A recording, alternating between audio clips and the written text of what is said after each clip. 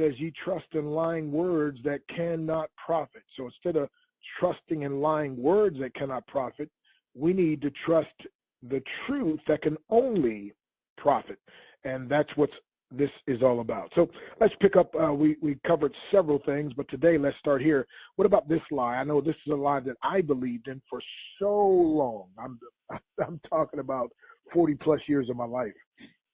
And that is, I don't know how. I don't know how. Now, I use that all the time. I don't know how.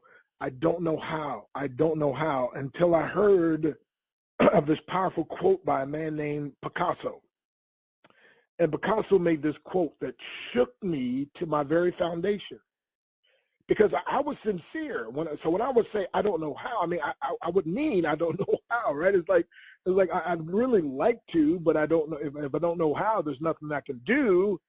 And then I heard what Picasso said, and that is this: I am always doing that which I cannot do in order that I may learn how to do it. Ooh, can I say that again? And I know I've said it before several times, but again, in this context, it just strikes me and hits me hard. Picasso said, I'm always doing that which I cannot do in order that I may learn how to do it. And then I coupled that with a scripture that says, you know, if any man will do his will, he shall know of the doctrine. So my thing is, I want to know first, and then I do. And God says, no, you commit to doing, and then I'll let you know. And in essence, that's what Picasso was saying. I'm always doing that which I cannot do in order that I may learn how to do it. I mean, think about it. Someone who knows how to do something, how did the first person learn how to do it? Right? They had to just do it. Now, again, I believe the fast track is to have mentors and so forth. But I'm saying this, my friend. I'm saying this. I'm saying that I had to learn to stop saying, because, again, my words, my words literally was casting a spell. And, yes, I'm talking about, now some people think a spell has to do just with witchcraft and things like that. But no, the word spelling, part of that, S-P-E-L-L, spell, literally, our words, we can cast a spell on ourselves. And those of us, even as Christians, and we don't even understand that we're locking our success. We're limiting and actually locking out God from doing what he'd like to do in our lives. And again, some of us, I mean, I was well-meaning, and today I'm still well-meaning. And today, I guarantee you, I'll find out something that I'm believing right now that's a lie that I don't even know it's a lie. And by the way, that's one of the things about a lie. Write the word, I've done this in my book. If you've never done it, you can do it now if you're not driving, obviously. If you're driving, then let it go. But you write down the word denial, D-E-N-I-A-L, denial. If you write the D and once, then underneath the E, write a D, and then underneath that the E, underneath that the N, underneath that the I, underneath that the A, underneath that the L. Let me give you the acronym for denial. And again, this is another thing that shook me to my core. And again, this is one of the things why I love teaching so much, because again, most of what I teach is what changed my life, is what God challenged me with, and it changed my life, and it caused me to think, and it caused me to have to change some things. And then I figured if I just make it into a lesson and teach someone else, it could help them as well. So my acronym for denial is this: don't even notice I am lying. Ooh, denial.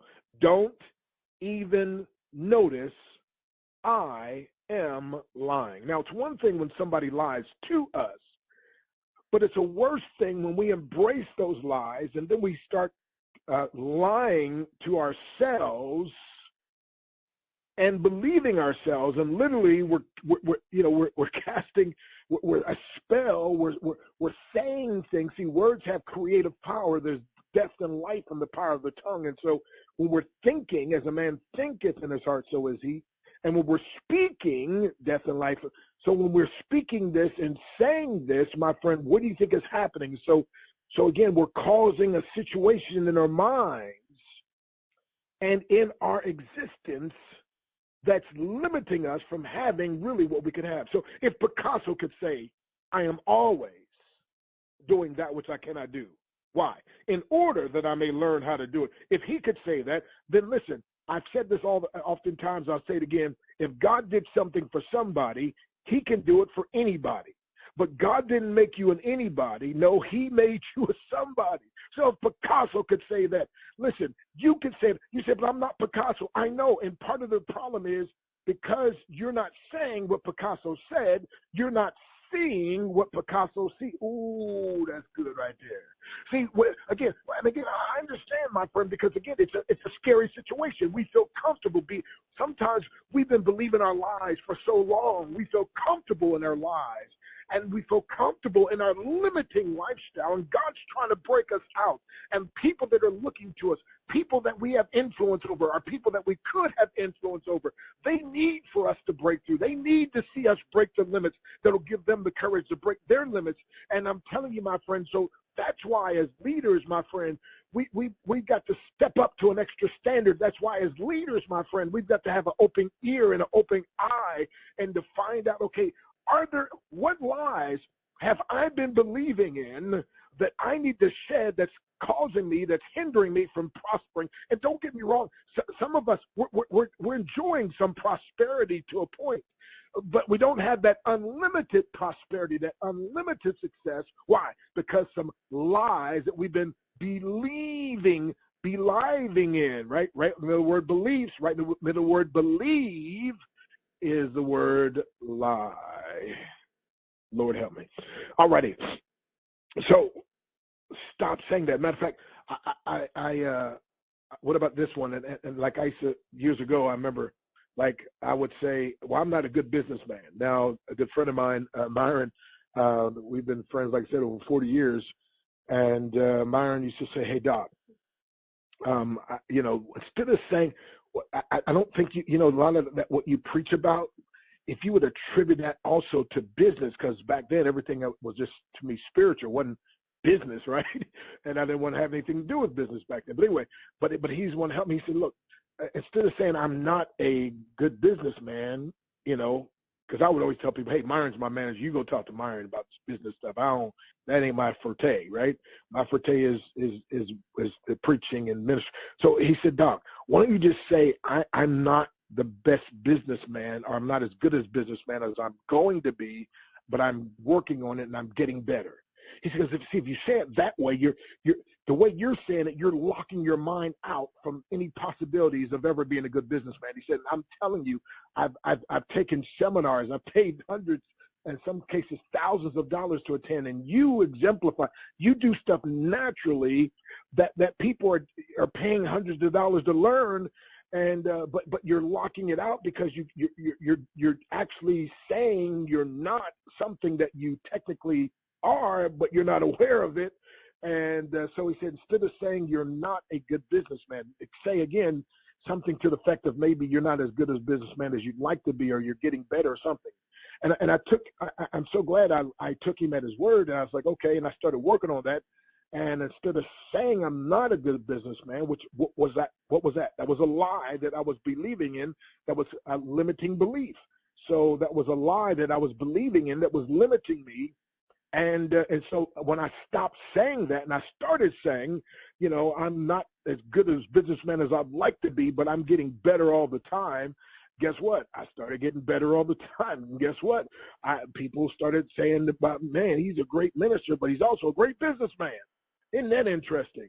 I broke the spell off my own life that I was putting on my own life. Oh, good God Almighty. That's good right there. Let me say that again.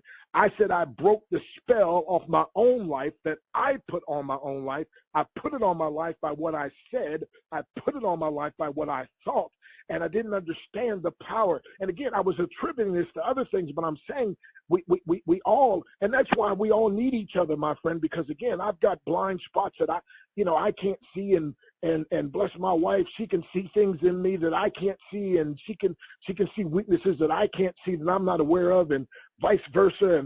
And that's why, again, as brothers and sisters coming together, we can see things in each other that each other can't see in themselves, and that's why it's always a learning process, my friend. And that's why, again, I'm so glad for you all, your dedication to these calls, even in Pastor Kenny's absence.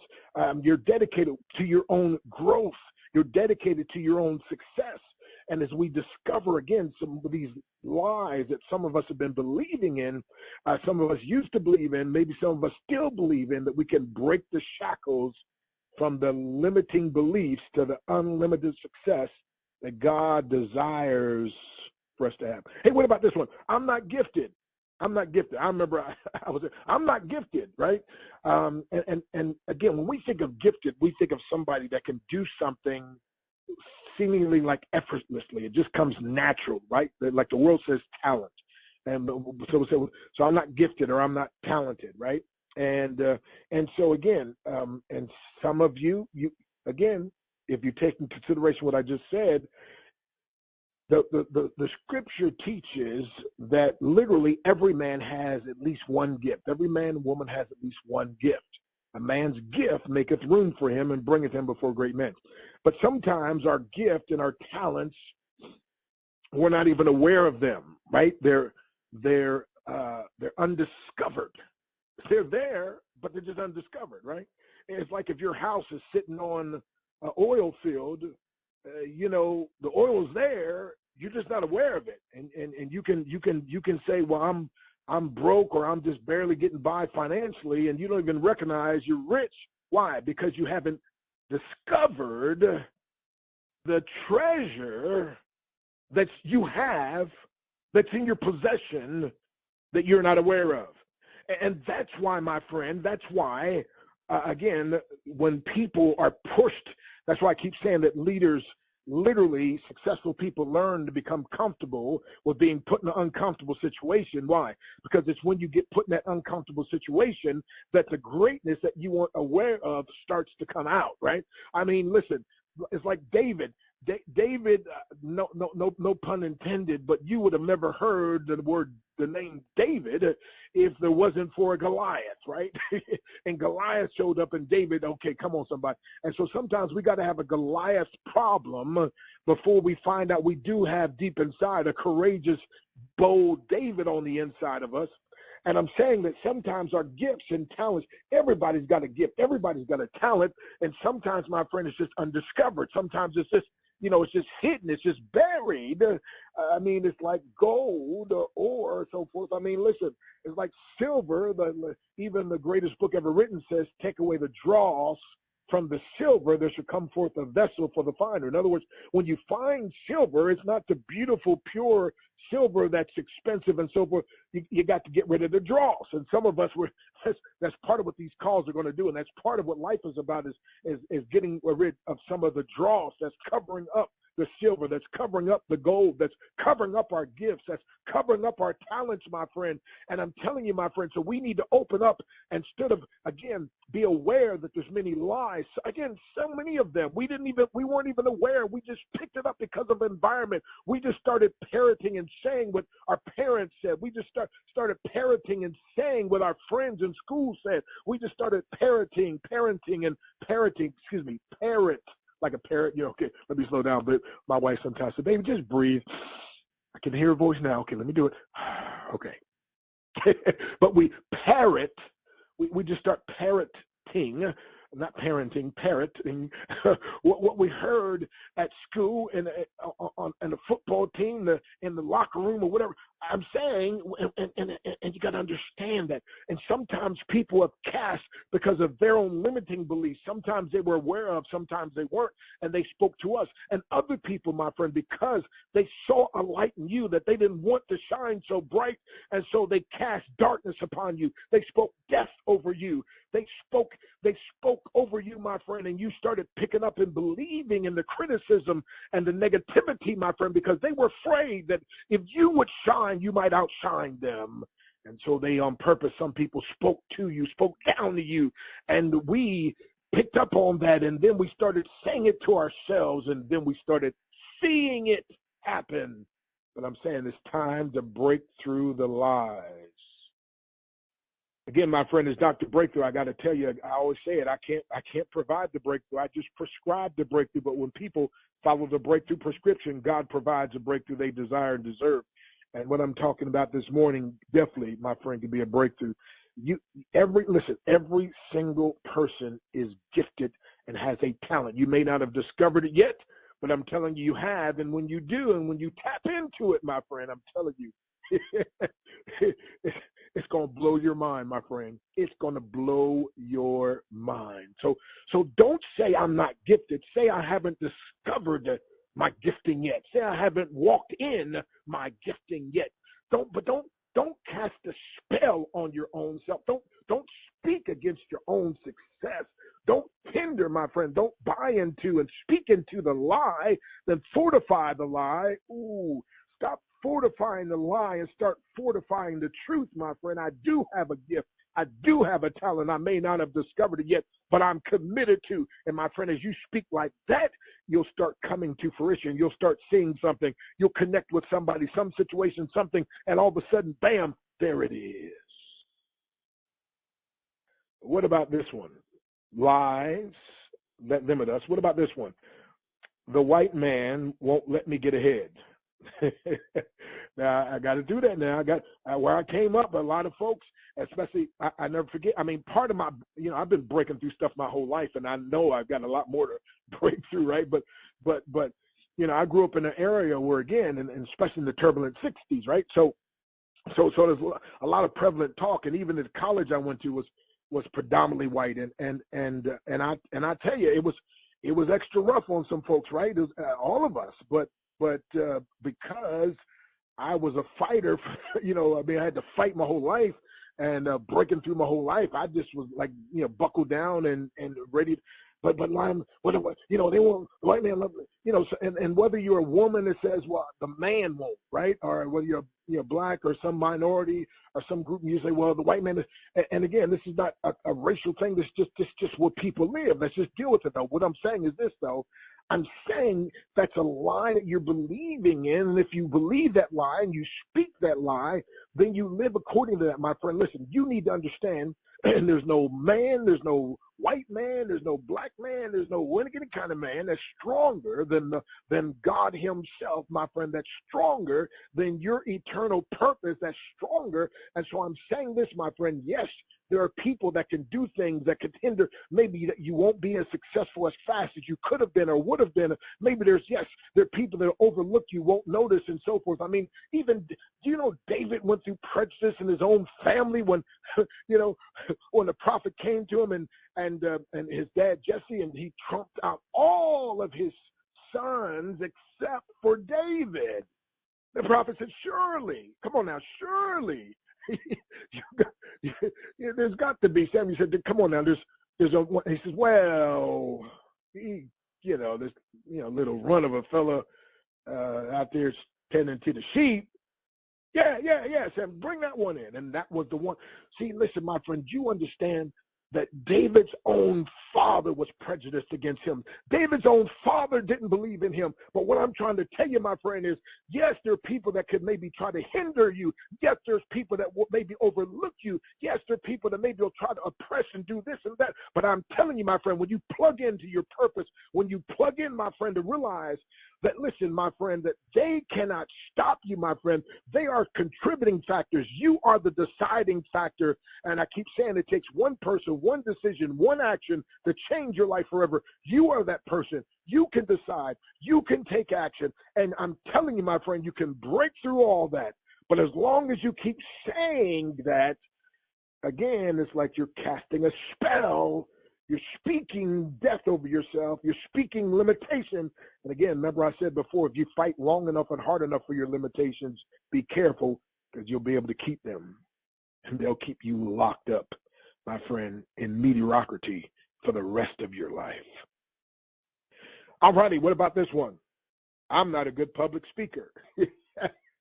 What they say, the number two fear, is in the world is one is dying. Number two, they say, is speaking, being a public speaker or speaking in public. And people say, well, I'm not a good public speaker. I'm not a public speaker. I can't speak in public. Well, I got news for you. You speak in public every time you speak. I mean, where do you think you at with, right? I mean, hey, if you think about, see, I'm saying there's lies that are keeping you from profiting. And when you speak like that, again, as a man thinketh, so is he. Again, when you speak like that, death and life and the power of the tongue, when you speak like that, watch this now. So again, understand that every single person, listen, you may have a fear about it. And there's some great speaking friends that I have that even in their greatness, I was listening to Les Brown not long ago, and he was talking about when he spoke at the Georgia Dome, 80,000 people. Can you believe that? I mean, the most I've spoken to so far is 17,000, but 80,000 people in the Georgia Dome, and he said he was scared to death. He's like he couldn't go out there, and they came back looking for him, right? And the guy was his coach back and said, come on, man. He called him Brownie. He said, Brownie, man, you got to get out there. And Les said, but I'm scared to death. And you know what? He talked him into going out there, and Les just did it scared. And, of course, that became one of the best talks he ever did, and that's the one we talked about, you got to be hungry, right? And if you've never heard that talk by Les Brown, you got to be hungry. Oh, my goodness, you got to get that, my friend. You got to be hungry, right? I mean, incredible. But, again, get this now. He had an opportunity, he could have embraced or stayed on. And wait a minute, that's a great public speaker. And he was afraid to go out there. So again, you have to break it down and realize, no, every time I speak, I'm speaking in public. My fear might be speaking to great crowds, but don't say I'm not a public speaker, because you see. And here's the thing: it's like my beautiful wife Nadia is very, I'm super, super kind of outgoing, and she's super, super kind of, introverted. And so a group of women had asked her to speak. As a matter of fact, they wanted me to come and say a few words and sell my book, and at this event. And I was like, and I was scheduled to speak somewhere else. And so I was like, look, I can't, but what I can do maybe is let my wife stay back, and she can show up and bring my book and so forth. And so the lady, oh yeah, that would be wonderful. And then I said to her, I said, now, by the way, do you know my wife also has her own books? And she's like, oh, really? And so, make a long story short, I sent her to Nadia's website, Positioned to Prosper, position2prosper.com. And man, she's like, wow. And so she's like, do you think your wife will speak? I was like, well, Nadia, she always tells people, I'm the speaker, she's not, right? And so I was like, she's turned down a lot of things, but you can ask her. And so I was shocked when Nadia accepted this one, and she said to me, baby, but I'm not a speaker. And I said, baby, you are. I said, as a matter of fact, because you're very quiet, people like me, sometimes I blow people over. I'm like too much. But you're like so quiet that when you open up your mouth, it's kind of like E.F. Hutton. When you speak, people listen. And sometimes because you're so soft-spoken, they got to lean in. So that could be a good thing. I said, and I just gave her a few tidbits, but one main thing that really helped her, because she did go speak, and not only did she speak well, she did so well they invited her back, right? But here's what I told her. I said, baby, you can speak to one person, right? And she said, well, of course. I said, okay, so I want you to forget about speaking to a crowd, and I want you to focus on speaking to one person. And it's just like you're having a conversation. You just speak with one person. And I said, what I want you to do is you speak with one person at a time. So maybe the lady that's right in front of you, when you're speaking, just look to her and just speak to her. And then the lady next to her, then speak to her for a few moments. And the one to the right, speak to them. And the one a couple of rows back, and just look at her and do that. And it's amazing, my friend, because the ladies in there's like, it's like she was talking just to me. And she was, right? But what I'm saying is this, my friend. So don't say, see, that's why, again, having mentors and coaches, and again, that's why, again, being on calls like this, See, sometimes I say you need to call. Other times the call needs you, but you never know what's going to be said on the call, and it might not be said. It might be said by Pastor Ellis. It might be said by Pastor Kenny. It might be said by me. It might be said by Young Gun. I don't know. It might be said by, but you just don't know, and it might be that one thing you needed, that word you needed, that bit of advice you had to have. And so that's why, again, my friend, your faithfulness and your consistency on these calls is so needed. And so, again, I applaud you for that.